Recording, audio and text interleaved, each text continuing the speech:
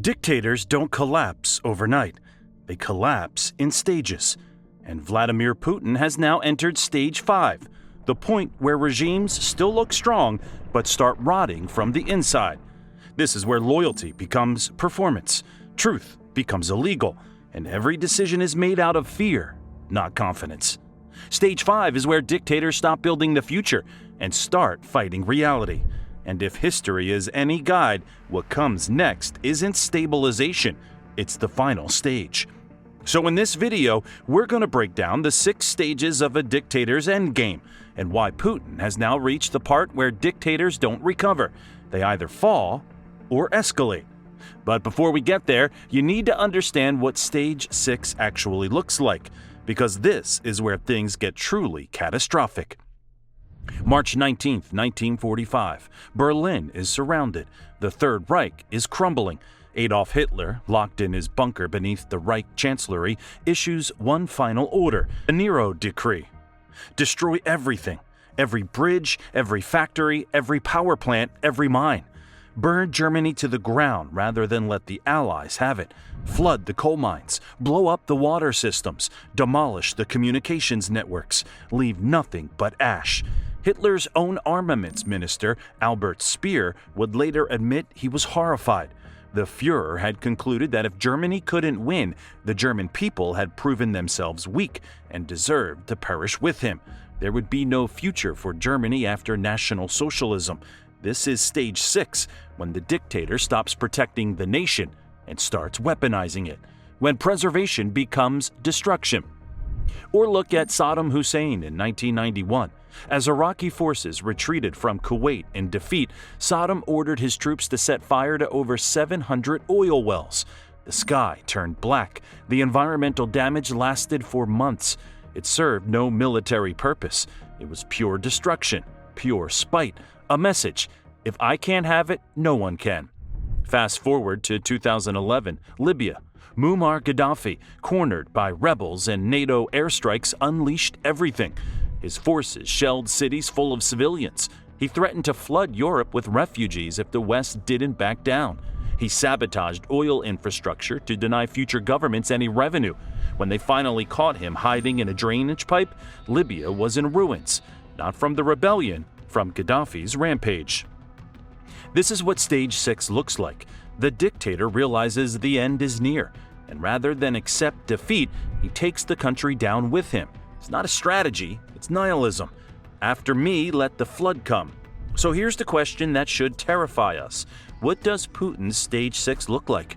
We're talking about a man who controls the world's largest nuclear arsenal, a leader who's already threatened to use tactical nukes in Ukraine if Russia's existence is at stake. Someone who's shown he's willing to obliterate entire cities, Mariupol, Bakhmut, Avdiivka, to avoid admitting failure. Now add desperation to that equation. If Putin feels his regime collapsing, what stops him from ordering a nuclear demonstration strike? What prevents him from sabotaging critical infrastructure in Ukraine? Dams, power grids, nuclear plants? What keeps him from launching cyber attacks or terrorist operations across Europe as revenge for sanctions and military aid? The answer? Very little. Because stage 6 dictators aren't thinking about tomorrow. They're not weighing consequences. They've already accepted that their regime is finished. The only question left is how much of the world burns before it ends. But here's the terrifying part. Putin hasn't reached stage 6 yet. He's at stage 5. And to understand why that's just as dangerous, why stage 5 is the phase where dictators don't recover, only descend, we need to rewind to where this all began. Here's how this always begins. Stage 1, the savior. The dictator appears during chaos and promises order. People don't follow him because they love tyranny, they follow him because they're exhausted, and he offers certainty. Putin arrived in 1999 as Russia was drowning in chaos. The 1990s had brought economic collapse, crime, and humiliation. Then came Putin, the former KGB officer who promised to restore order and national pride. And he delivered, sort of. What he actually delivered was stage 1, consolidation through fear. Within his first few years, Putin systematically crushed every center of independent power in Russia. Critical journalists threatened, exiled, or killed. Anna Politkovskaya, one of Russia's most prominent investigative reporters who exposed Russian war crimes in Chechnya, was shot dead in her apartment building in 2006 on Putin's birthday, as some darkly noted. Message received. Independent television networks seized.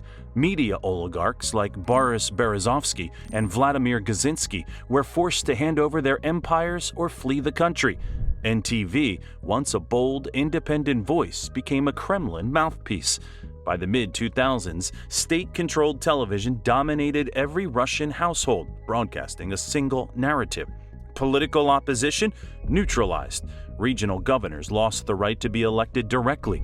Putin appointed them instead, turning powerful regional leaders into Kremlin functionaries. The Duma became a rubber-stamp parliament filled with loyalists from the United Russia Party.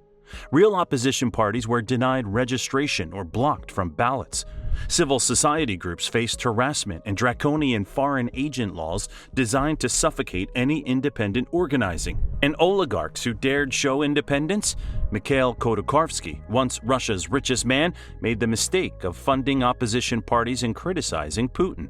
He was arrested, convicted on dubious charges, and spent a decade in prison while the state carved up his oil company. By the end of Stage 1, Russia had a classic modern autocracy. Every major level of power answered to one man. Fear was the operating system. But fear alone doesn't last forever, so Putin moved to Stage 2, manufactured legitimacy. This is where dictators stop just intimidating people and start trying to make them believe. Rigged elections, nationalist propaganda, historical myths, anything to create the illusion that the dictator isn't a tyrant, but the rightful guardian of the nation. Putin mastered this. He held elections where outcomes were preordained. United Russia dominated parliament through endless state TV promotion, resource advantages, and when necessary, outright fraud. Opposition candidates were disqualified on technicalities. Independents were marginalized, but everyone still went to vote. The theater of democracy with none of the uncertainty. Meanwhile, Kremlin propaganda built a powerful narrative. Putin had rescued Russia from the chaos of the 1990s. He'd restored stability and pride. The West, they said, wanted to destroy Russia, and only Putin stood in their way. He positioned himself as the heir to Russia's victorious tradition, especially World War II's Great Patriotic War. The pinnacle came in 2014. Russia seized Crimea from Ukraine, and state media framed it as reclaiming historically Russian land. Putin's approval ratings soared to record highs, over 80%. For a moment, it looked like Putin's system had achieved equilibrium. The public accepted his rule. The elite benefited. The economy, fueled by high oil prices, provided enough prosperity to keep grievances quiet. But empires built on propaganda and fear have a fatal flaw. They require constant victories to sustain the illusion. And by 2020, Putin was running out of wins. The economy had stagnated for a decade. Real incomes were declining. A new generation of Russians showed signs of frustration. Mass protests erupted in 2011 to 13 over election fraud, again in 2019 in Moscow, and nationwide in 2021 after opposition leader Alexei Navalny was arrested. Putin crushed these protests with force, but he couldn't erase what they represented. The cracks were showing.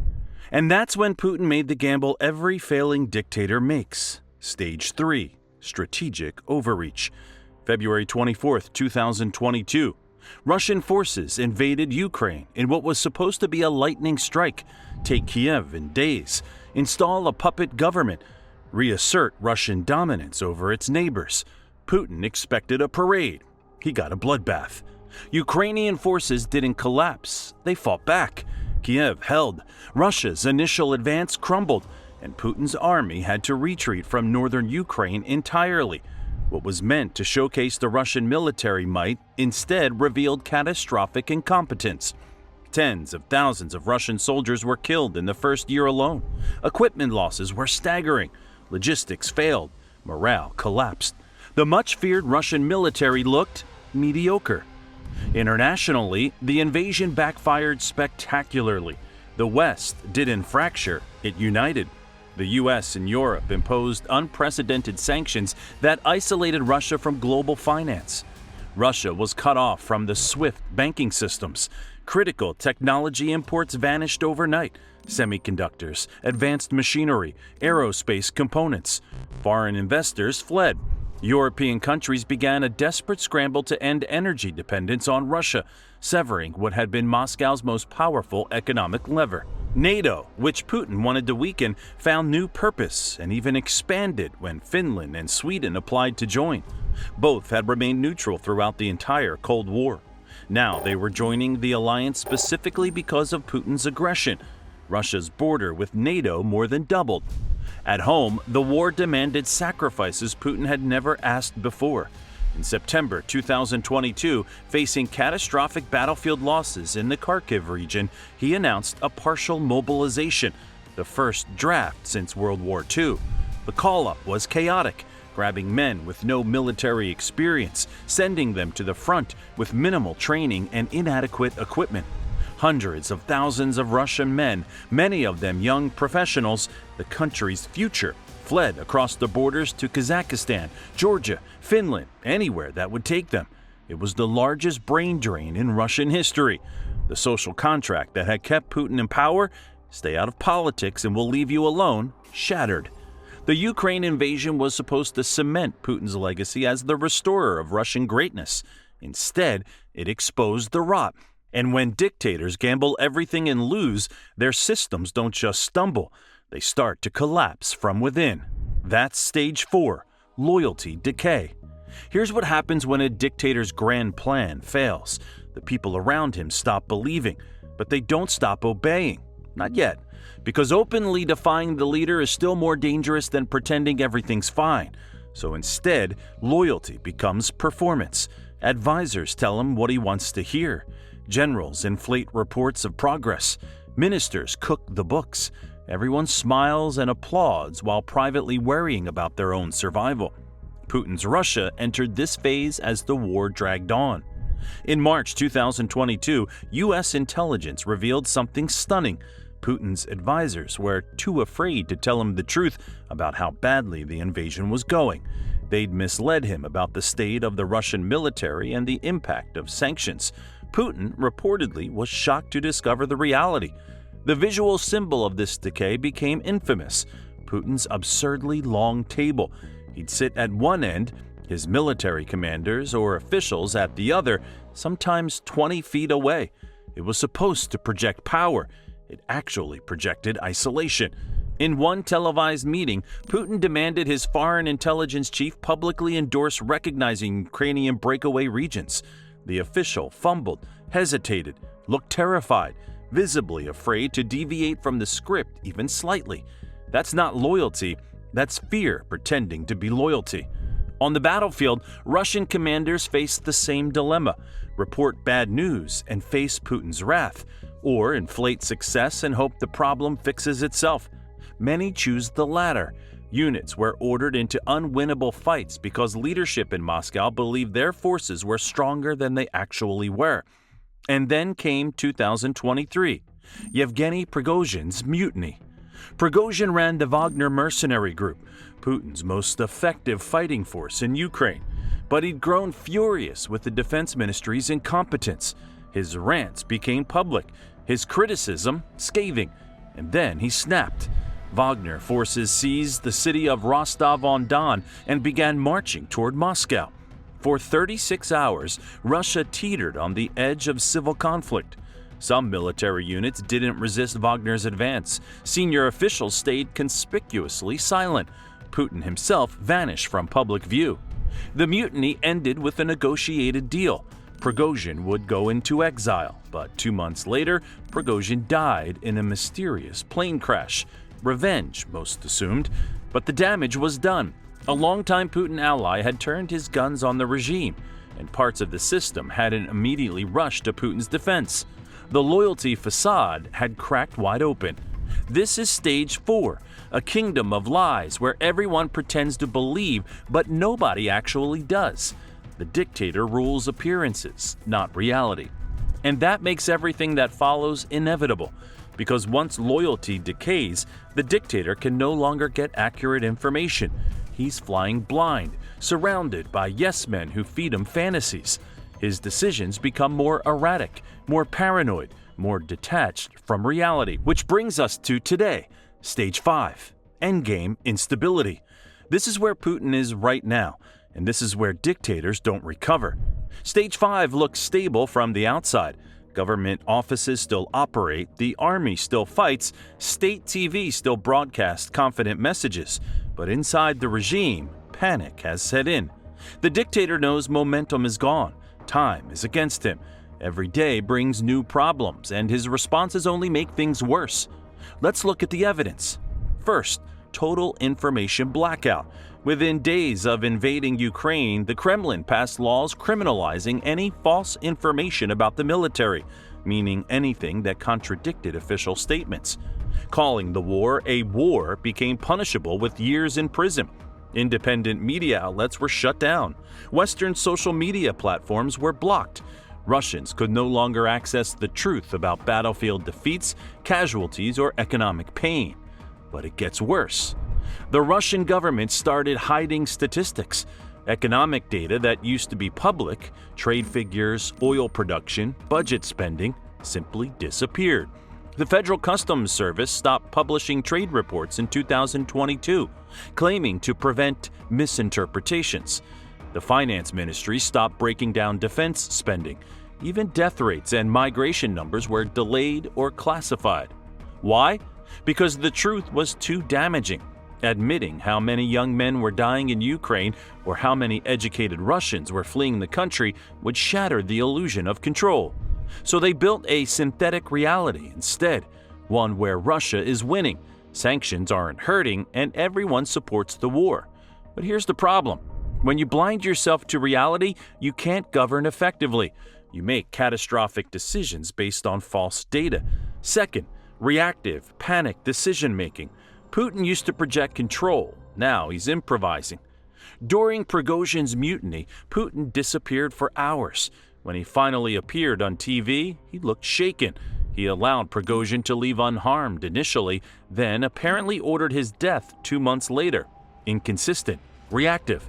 He delayed mobilizing additional troops for months in 2022, terrified of public backlash, until battlefield losses made it unavoidable. When he finally ordered the draft, it was chaotic and unpopular. He oscillates on economic policy, insisting sanctions don't hurt 1 week, then convening panic meetings on stabilizing the ruble the next. Putin isn't driving events anymore. He's managing crises of his own making. Third, intensified repression and fear. Since entering Stage 5, the Kremlin has tightened repression to Soviet-era levels. Thousands arrested for mild anti-war sentiment. A social media post criticizing the military can lead to 15 years in prison. Simply holding a blank sign in public has resulted in detention. Nearly all opposition leaders are imprisoned or in exile. Vladimir Kara-Murza, a journalist and politician, was sentenced to 25 years for treason. His crime was speaking out against the war in speeches abroad. Human rights organizations have been systematically dismantled and labeled foreign agents. And Alexei Navalny, Putin's most prominent critic, died in a remote Arctic prison in February 2024 under suspicious circumstances. He'd been serving a 19-year sentence on fabricated charges. His death came just weeks before a potential prisoner exchange that could have freed him. The message couldn't be clearer. This isn't normal authoritarian repression. This is the behavior of a regime terrified of its own population. One that believes any crack in the facade of control could bring the whole structure down. Fourth, narrowing inner circle. Putin increasingly relies on a small core of hardline security officials, the Siloviki. Technocrats and economic advisors who used to have influence are sidelined. Decision-making has become an echo chamber of paranoid, conspiratorial thinking. High-ranking officials disappear from public view if Putin doubts their loyalty. General Sergei Surovikin vanished from the Wagner mutiny amid speculation Putin suspected him of advanced knowledge. Firings, investigations, purges without the name. Putin trusts almost no one, and that isolation makes every decision more erratic. For the first time in decades, Putin canceled his annual marathon press conference in 2022, avoiding unscripted questions as military setbacks mounted. He's withdrawn from public engagement, appearing only in tightly controlled settings. This is Stage 5, a regime still standing but rotting from the inside. A dictator still giving orders, but no longer commanding reality. And here's the crucial point. No dictator in modern history has recovered from Stage 5. Adolf Hitler entered Stage 5 in 1944 after the failed assassination attempt and mounting defeats. He never regained control. He descended into Stage 6 destruction and died in his bunker. Saddam Hussein entered Stage 5 after the Gulf War in 1991.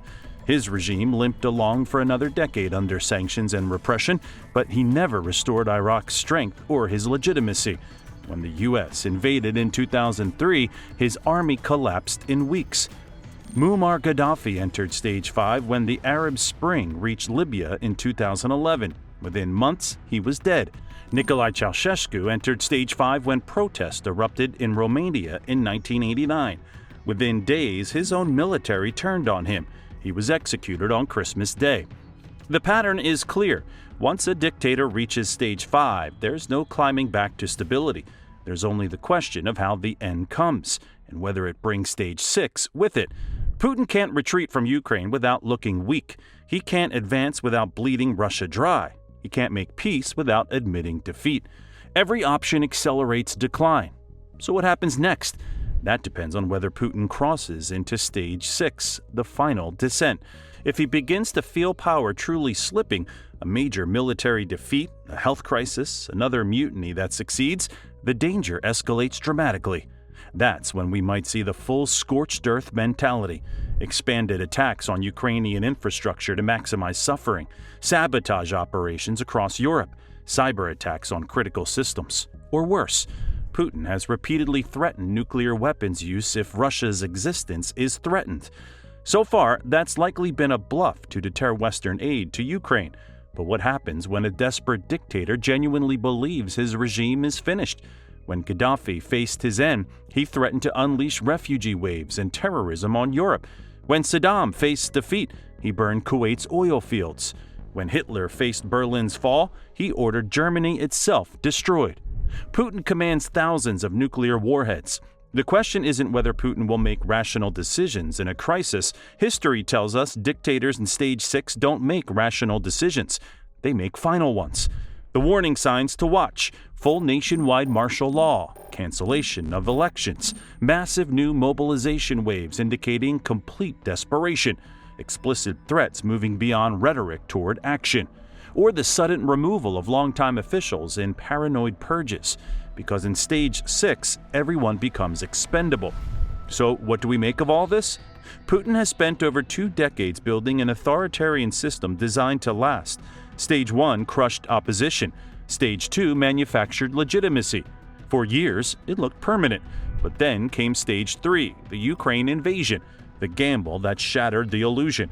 Stage 4 followed inevitably, loyalty becoming performance, truth becoming expendable, the inner circle rotting with doubt. And now, Stage 5, the endgame, where Putin manages not Russia's future but his own survival. Every dictator who reaches this stage faces the same dilemma. The system that elevated them becomes their prison. They can't reform without losing control. They can't escalate without hemorrhaging resources. They can't retreat without looking finished. So they thrash, they repress, they lash out, and eventually they fall. The only question is how much damage they do on the way down. Putin isn't entering his final chapter because he's winning. He's entering it because he already knows he's lost, and that makes him more dangerous than ever. So what do you think? Has Putin already crossed a point where his regime can't be saved? Or could something still pull Russia back from the edge? Let us know in the comments, and subscribe to Fall of Nations for more breakdowns of how power truly works and how it ends.